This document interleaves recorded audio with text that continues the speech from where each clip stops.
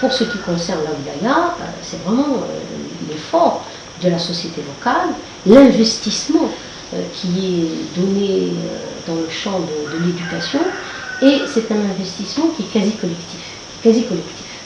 Alors, cet effort-là, nous le voyons y compris dans les périodes de perturbation. Il y a une micro-société qui se reconnaît dans l'ambition de vouloir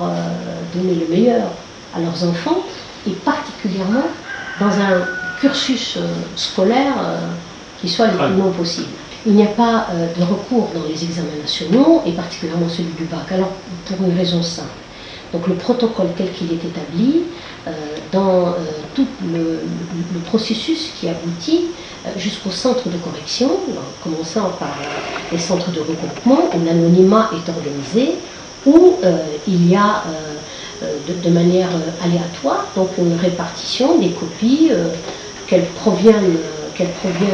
des élèves scolarisés dans le public ou dans le privé, ou des élèves qui sont candidats libres. Alors, à partir de là, les jurys, quand ils ont les copies, ils les ont sous format anonyme, ils ne savent pas d'où ça vient, de quelle wilaya, et il y a une obligation de la double correction, et quand la note est supérieure, la différence dans la correction de 2 copies est supérieure à 3, donc intervient une troisième correction.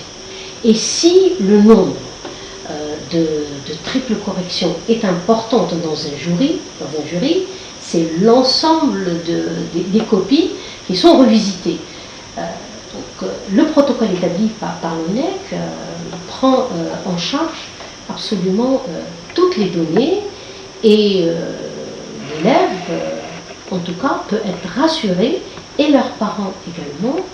que toutes les conditions sont réunies pour que cette correction puisse être une correction qui donne en fait justice à l'élève.